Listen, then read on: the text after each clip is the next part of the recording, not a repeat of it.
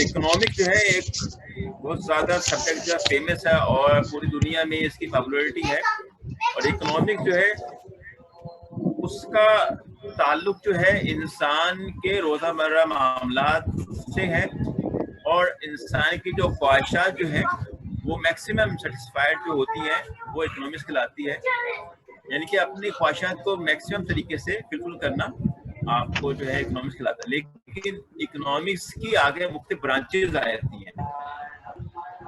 Micro economics हम पढ़ चुके हैं पिछले सेमेस्टर में, इस सब्जेक्ट में हम मैक्रो पढ़ेंगे। अच्छा, माइक्रो के अलावा मुख्तलिफ ब्रांचेज जैसे कि मैनेजरियल इकोनॉमिक्स है, एग्रीकल्चर इकोनॉमिक्स है, लेकिन यहाँ हमारा ताल्लुक है मैक्रो इकोनॉमिक्स से। माइक्रो पहले डेफिनेशन आपको बताया था, माइक्रो इकोनॉमिक्स क्या होती है। माइक्रो इकोनॉमिक्स का मतलब होता है millionth part of a thing is called a micro economics. यानी कि बहुत स्मॉल स्केल पे जो चीज़ें आप देखा जाता है उसको माइक्रो इकोनॉमिक्स कहलाता है। जैसे कि फॉर एग्जांपल कोरोना वायरस के सिचुएशन में पाकिस्तान में आप देख रहे हैं डिमांड सप्लाई का ताल्लुक बहुत ज़्यादा इसका असर पड़ा है, प्राइस का ताल्लुक बहुत असर पड़ा है, कंज्यूमर बिहेवियर का, लोगों का रुझान खरीदने का, तो ये कहलाता है माइक्रो। अगर हम मैक्रो इकोनॉमिक्स को देखा जाए, मैक्रो का मतलब होता है बड़ा, ये बड़ी चीज़ को बयान करना। इसमें जैसे कि हमारे पास अनएम्प्लॉयमेंट है, बेरोजगारी कहा जाता है, पॉवर्टी कहा जाता है, ठीक है, डिमांड सप्लाई है, चीज़ें कहाँ सी, तो ये मैक्रो इकोनॉमिक्स के इश्यूज हैं। अच्छा, मैक्रो का ताल्लुक जो है वो बड़े बड़े इश्यूज से आते हैं। वर्ड के लिहाज से पॉवर्टी है, अनएम्प्लॉयमेंट है, उसके बाद जो है अगर आप देखें आपका इन्फ्लेशन है, महंगाई है, ये सारे मैक्रो इकोनॉमिक्स के आते हैं। अच्छा, इसमें लेके हाँ, लेकिन इसको ऐसे क्राइसिस इशू के हिसाब से ले सकते हैं मैक्रो इकोनॉमिक्स के लिहाज से कि कोरोना वायरस का ताल्लुक जो है वो माइक्रो भी आपके पास इफेक्ट कर रहा है और मैक्रो भी कर रहा है। माइक्रो में ये कर रहा है कि आपकी हर जो शोबा है वो पैरालाइज हो गया है, एक किस्म का स्टॉप हो गया है, डिमांड आपकी कम होगी, सप्लाई तो वैसी कम होती जा रही है। उसका असर आप अगर वर्ल्डली देखेंगे तो वो आ जाएगा, मैक्रो आ जाएगा। अगर उसको सिर्फ एक कंट्री के हिसाब से लेंगे, पाकिस्तान का हिसाब से लेंगे तो माइक्रो आएगा, अगर वर्ल्डली लेंगे तो मैक्रो आ जाएगा, ठीक है। अच्छा, मैक्रो इकोनॉमिक्स में हमारे पास डिफरेंट इश्यूज हैं जो हम डिस्कस कर रहे होते हैं। जैसे कि फॉर एग्जांपल 2-3 में डिफरेंट इश्यूज को हम डिस्कस करते हैं। अच्छा जी, हेलो। माइक्रो इकोनॉमिक्स में जो है एक तो हम डिस्कस करते हैं कि मॉनेटरी पॉलिसी। जैसे मॉनेटरी पॉलिसी का आपने नाम सुना होगा। मॉनेटरी पॉलिसी ज़्यादातर स्टेट बैंक ऑफ पाकिस्तान जो है वो इसको बनाते हैं हर 2 महीने बाद या 6 महीने बाद। अब आप जैसे एक कंडीशन में देख रहे हैं, पहले जो रेट ऑफ इंटरेस्ट है वो तकरीबन 15 या 13 के करीब परसेंट के करीब था, ठीक है। अब जो आस्ता आस्ता कम करके गवर्नमेंट ने इसको 7% पे ले आया है। तो मॉनेटरी पॉलिसी का ताल्लुक होता है मनी से, और मनी जो है ज़्यादातर वो मैक्रो इकोनॉमिक्स का डिस्कस है। इसमें हम डिस्कस किया था कि ताकि जितनी रेट ऑफ इंटरेस्ट कम होगा उतना ही असर जो है इसका पड़ेगा बिजनेसमैन पर और उनके लोन पे पड़ेगा, और इसकी वजह से सर जो है क्या होगा, दोबारा बताइएगा सर। मॉनेटरी पॉलिसी जो है वो स्टेट बैंक ऑफ पाकिस्तान ने जो है इसको प्रेफर करता है हर कंट्री के हिसाब से जो की सिचुएशन होती है फाइनेंशियल, ठीक है, और ये विद इन 6 मंथ में रिवाइज होती रहती है। जैसे फॉर एग्जांपल आपको एग्जांपल देता हूँ कि आप जो रेट ऑफ इंटरेस्ट कितना है, तकरीबन 7% चल रहा है, 7 चल रहा है। पहले इससे 2-3 महीने पहले कितना था? 13 पॉइंट। इसकी वजह ये है कि 13 पॉइंट जो था मॉनेटरी पॉलिसी के लोगों को, जो बिजनेसमैन है उनको अगर वो 1 लाख रुपया लोन उनको दे रहे थे तो वो 1300 रुपीज जो है मंथली वो पे कर रहे थे, बैंक्स को दे रहे थे। तो ये कहा गया बिल्कुल के स्टेट बैंक की ने थोड़ा सा ओबलाइज किया, क्योंकि लोग घरों में बैठे हैं, कारखाने चल नहीं रहे, फैक्ट्रियां बंद पड़ी हैं, तो मॉनेटरी पॉलिसी पर इसको थोड़ी सी नजरसानी की जाए, रिवाइज किया जाए, तो कम करते करते 7% किया। उम्मीद है कि मजीद और कम हो जाएगा। वजह ये इसकी है कि जब कारोबार नहीं है, कारोबार करने के लिए सब हम कोशिश कर रहे हैं। जब कारोबार लोन लेंगे तो फिर उस पर रेट ऑफ इंटरेस्ट जितना ज्यादा होगा उतना ज्यादा पे करना पड़ता है। तो जितना कम होगा उतना ही आपको कम देना पड़ता है लोन के पैसे में। तो ये कहलाता है मॉनेटरी पॉलिसी। समझ में आ गई बात? जी बिल्कुल जी। सर। एक तो ये डिस्कस करते हैं मैक्रो इकोनॉमिक्स में। दूसरा हम डिस्कस करते हैं फिजिकल पॉलिसी जो है।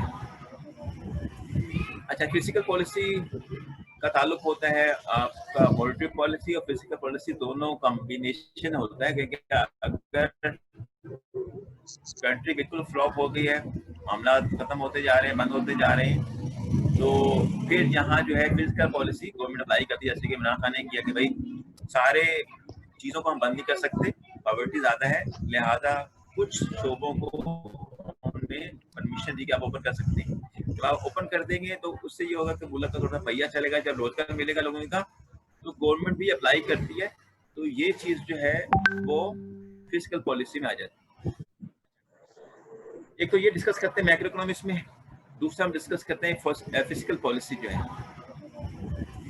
अच्छा, फिजिकल पॉलिसी का ताल्लुक होता है आपका मॉनेटरी पॉलिसी और फिजिकल पॉलिसी दोनों कॉम्बिनेशन होता है। क्योंकि अगर कंट्री बिल्कुल फ्लॉप हो गई है, मामला खत्म होते जा रहे हैं, बंद होते जा रहे हैं, तो फिर यहाँ जो है फिजिकल पॉलिसी गवर्नमेंट अप्लाई करती है। जैसे कि इमरान खान ने किया कि भाई सारे चीजों को हम बंद नहीं कर सकते, पॉवर्टी ज्यादा है, लिहाजा कुछ शोबों को उन्होंने परमिशन दी कि आप ओपन कर सकते हैं।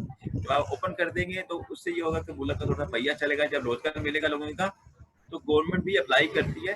तो ये चीज जो है वो फिजिकल पॉलिसी में आ जाती है। लोगों के पास जो है पैसा जो होता है वो इतना नहीं होता कि बैंक में लगा सके। 2 या 3% लोग ऐसे पास ज्यादा पैसा है। अगर कारोबार नहीं चलेगा बेटा, कारोबार नहीं चलेगा तो फिर कमाओगे कहाँ से, खाओगे कहाँ से? मतलब सारा ये होता है। तो इसलिए रेट ऑफ इंटरेस्ट कम किया है कि लोग लगा तो रहे हैं ताकि ज्यादा रिटर्न हो। तो इसलिए कम किया गया ताकि लोग जो है उनको रिटर्न कम मिले, वो इन्वेस्टमेंट ज्यादा करें। सही है? जब तक इन्वेस्टमेंट नहीं करेंगे तो जाहिर है उनका मुनाफा कम होगा। मुनाफा कम करने के लिए उनको कहा गया भाई ये जो है चीज आप इसको लगाएं, ना कि आप इसको वापस प्रॉफिट मार्जिन पे लेके जाएं। अच्छा जी, माइक्रो इकोनॉमिक्स जो है ये हेल्प आपको करती है इकोनॉमिक सिस्टम जो है उस पर स्टडी करने की मदद देती है। यानी कि हमारा सिस्टम जो चल रहा है, इकोनॉमिक पॉलिसीज चल रही होती है डिफरेंट टाइप की, मुख्तलिफ सेक्टर चल रहे होते हैं। जैसे कि टेक्सटाइल सेक्टर है, उसके अलावा जो है आपका एग्रीकल्चर सेक्टर है, मैन्युफैक्चर है, माइनिंग है, डिफरेंट टाइप के हैं। तो उस पर मुख्तलिफ पॉलिसीज अप्लाई करते हैं, माइक्रो भी और मैक्रो लेवल। इसको हम डिस्कस करते हैं मैक्रो इकोनॉमिक्स में। इसके अलावा मुख्तलिफ आपके पास थ्योरीज जो हैं इकोनॉमिक डेवलपमेंट की, उसको भी हम यहाँ डिस्कस करते हैं कि मुख्तलिफ इकोनॉमिक पॉलिसीज जैसे कि हैं डिस्कस किए जाते हैं, उसको अप्लाई किया जाता है। मॉडर्न थ्योरीज है, कीन्स की है, कुछ वेस्टर्न्स की है, ठीक है, कुछ टैक्स बढ़ाने के लिए है, अपना रेवेन्यू जनरेट करने के लिए है, एक्सपेंडिचर कम करने के लिए है। गवर्नमेंट ने एग्जाम्पल दे रहा हूँ, आने के बाद काफ़ी टैक्सेस बढ़ाए हैं और अपनी जो मुख्तलिफ खर्चे हैं वो कम किए। अच्छा जी, इसके अलावा जो हम देख रहे होते हैं कि इन्फ्लेशन और डिफ्लेशन सिचुएशन भी हम इसमें हेल्प मिलती है। मैक्रो इकोनॉमिक सिचुएशन, कीमतों को बढ़ने को हम इन्फ्लेशन कहा जाता है। जितनी ज़्यादा जो है इन्फ्लेशन बढ़ती जाएगी, महंगाई होती जाएगी, उतनी ही ज़्यादा जो है आपके मुल्क के अंदर जो है सप्लाई की ज़्यादा आपके पर डिमांड होती जाएगी, लोग ज़्यादा चीज़ें प्रोड्यूस करेंगे। ठीक है।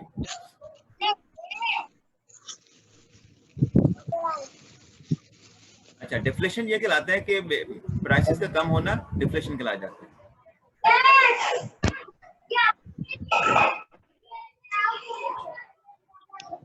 इसके अलावा मैक्रो इकोनॉमिक्स से अभी क्योंकि इंट्रोडक्शन ही चल रहा है, इसमें मजीद हम लेते हैं कि इंटरनेशनल तौर पर इकोनॉमिक अफेयर्स कौन से आते हैं वो डिस्कस कर रहे होते हैं।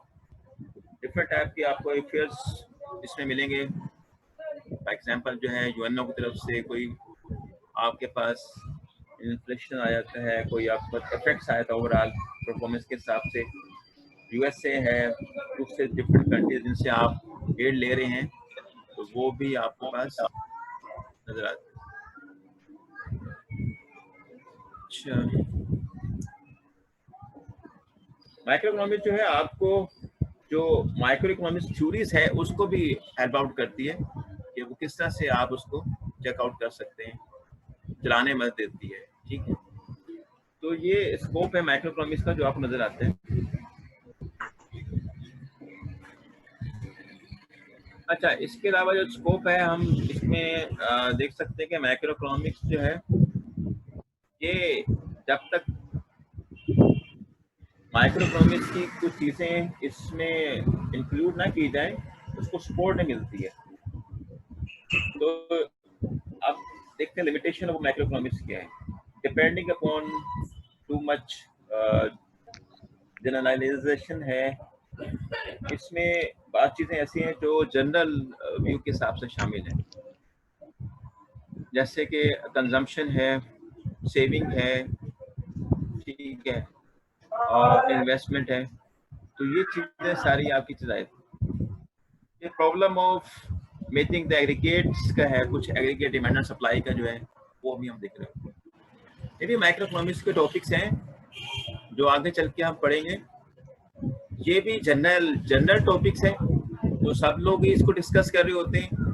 तो जनरल इफेक्ट भी ये इफेक्ट होता है लोगों की जिंदगी पर। ठीक है, यानी कि किस तरह से आप सेविंग अगर जैसे कि कम करनी ज़्यादा करनी है तो मैक्रो इकोनॉमिक्स उसकी कौन सी हम चीज़ें जो है उसमें ऐड की जाएंगी या उसको कम की जाएंगी, तो वो चीज़ आ सकती है। हाँ, जीडीपी है, नेशनल इनकम है, और डिफरेंट चीज़ें हैं, डिस्कस करते हैं ताकि उससे मालूम होता है कि हमारी ग्रोथ रेट कहाँ जा रहा है, इकोनॉमी कहाँ जा रही है। और किसी भी चीज़ को जज करने के लिए, जैसे फॉर एग्जांपल इकोनॉमी को जज करने के लिए कि आपकी इकोनॉमी कहाँ खड़ी स्टैंड करी है, तो जीडीपी नेशनल इनकम बहुत ज़्यादा इम्पोर्टेंट रखती है। तो मैक्रो इकोनॉमिक्स की जो इम्पोर्टेंस है इससे ज़्यादा हो जाती है। ठीक है, ग्रोस डोमेस्टिक प्रोडक्ट कहा जाता है इसको, नेशनल जीडीपी को। ठीक है, और कौमी आमदनी जो है नेशनल इनकम, किसी भी मुल्क के अंदर 1 ईयर के अंदर, स्पेसिफिक ईयर के अंदर जो भी गुड एंड सर्विसेज प्रोड्यूस होती हैं इन 1 ईयर में, उसे नेशनल इनकम कहा जाता है। सही है। अब इसके अंदर मुख्तलिफ हैं, कॉन्सेप्ट्स हैं, जीडीपी है, जीएनपी है, एनएलपी है, ठीक है, डीपीआई है, पर्सनल इनकम है, ये सारे वो एलिमेंट्स हैं जो डिस्कस होंगे नेशनल इनकम में। जहाँ तक ग्रोस डोमेस्टिक का ताल्लुक है, ग्रोस डोमेस्टिक जीडीपी जो है वो सिर्फ 1 ईयर में हम चेक किया जाता है, सिर्फ किसी भी कंट्री के अंदर। ठीक है, सिर्फ उसको हम बाहर से जो चीजें आ रही हैं, बाहर से हमें आमदनी इनकम हासिल हो रही है, उसको हम ऐड नहीं करते, उसको हम कहते हैं जीडीपी। सही है। देखिए, सिंपल सी बात है कि वो कोई कंट्री जो goods and services, for example mining है, मैन्युफैक्चर की है, मार्केटिंग की है, एग्रीकल्चर की है, लोहा है, कपड़ा है, साबुन है, जो भी चीज बनाता है एक साल के अंदर, उसको कहा जाता है जीडीपी। ठीक है, उसमें हम बाहर से मुल्क से जो पैसा आ रहा है, जो कमा के भेज रहे हैं, उसको शामिल नहीं करते। अच्छा, जो हमने चीजें प्रोड्यूस की हैं, बनाई हैं, उसकी मालियत की इफ्स जो है, आप उसकी जो इफ्स, यानी कि एक चीज जो है, सोफा जो है कितना का बनाया है एक साल के अंदर, उसकी प्राइस क्या है, वो हम उसमें डाल देंगे, कौमी आमदनी में डाल देंगे, तो वो कहलाएगी जीडीपी, यानी कि उसकी प्राइस की इक्वल के हिसाब से। ठीक है, और एनएल जीएनपी ये होता है कि किसी out of side of the country से अगर कोई पैसा कमा के भेज रहे हैं, उसको भी शामिल करेंगे और जीएनपी कहलाएगा। यानी कि जीडीपी अलग है और जीएनपी अलग। जीडीपी में सिर्फ ओनली मुल्क की चीजें शामिल है, जीएनपी में जो है सिर्फ आउटसाइड ऑफ कंट्री से शामिल। बिल्कुल सही है, ये चीजें सारी इनकम में शामिल करती हैं। इसमें से हम बास टैक्सेस वगैरह है, बास ड्यूल्स चीजें शामिल है, उसको एक्सक्लूड करते हैं, तब मालूम होता है कि किसी मुल्क के अंदर जो है उसकी नेशनल इनकम क्या है। जब नेशनल इनकम मालूम हो जाती है तो पता चलता है कि मुल्क जो है कहाँ स्टैंड कर रहा है, पॉवर्टी में आ रहा है या आपका मुल्क जो है इंडस्ट्रियलाइजेशन कंट्री में शामिल हो रहा है, या डेवलपिंग कंट्री या डेवलपिंग कंट्री में शामिल हो रहा है। ठीक है, तो इसका ताल्लुक जो है हमारी नेशनल इनकम के साथ भी है। जितनी किसी मुल्क की नेशनल इनकम ज़्यादा होगी, ऑटोमेटिकली आपका मुल्क जो है उसके लोगों की डिमांड, सेविंग, कंजप्शन को भी असर करता है। जैसे मुल्क की आमदनी है किसी एक सब फॉर एग्जाम्पल मुल्क के लोगों की जो है पाकिस्तान की तकरीबन मेरा ख्याल है कि एस्टिमेटेड 15,000 हो सकती है। अगर 22 करोड़ अवाम है, 22 करोड़ अवाम को डिवाइड किया जाए नेशनल इनकम पर, ठीक है, और तो वो आपका पर कैपिटा इनकम निकलाएगी, फिगर सामने निकलेगी। टोटल पॉपुलेशन को आप अपनी जो जीडीपी है, जो नेशनल इनकम से डिवाइड करें तो पर कैपिटा इनकम निकलेगी, यानी कि एक बंदे की इनकम निकलाएगी पाकिस्तान के रहने वाले, चाहे उसकी इनकम 50,000 है, 10,000 है, जितनी भी 1 लाख है, तो एक निकलाएगी। तो जितनी ज्यादा किसी मुल्क में लोगों की फिक्र सामने ज्यादा होगी, वो मुल्क ज्यादा तरक्की करेगा, तो वो खुश आजादा होगा। तो इसका ताल्लुक इंडिविजुअल से नहीं है, बल्कि इसका ताल्लुक जो है एग्रीगेट उस क्वांटिटी के साथ है जो कि एग्रीगेट के साथ है। नेशनल इनकम तमाम लोगों की इनकम को जमा कर ली जाए तो नेशनल इनकम कहलाती है। ठीक है, और इस तरह से अगर इंडिविजुअल प्राइसेस को जमा कर ली जाए तो वो आपकी इन्फ्लेशन कहलाती है। तो मैक्रो इकोनॉमिक्स में हम डिस्कस नोट करते हैं इंडिविजुअल नहीं, मैक्रो इकोनॉमिक्स में हम डिस्कस करते हैं एग्रीगेट के लिहाज से। तो ये डिफरेंस है माइक्रो और मैक्रो में, ये आपने इसको याद रखना है। ये आपने बोलना नहीं कि माइक्रो और मैक्रो में डिफरेंस क्या है, यानी कि माइक्रो इंडिविजुअल तौर पर किसी बंदे को करती है, और दूसरे जो है हम मैक्रो में ओनली एग्रीगेट देखा जाता है।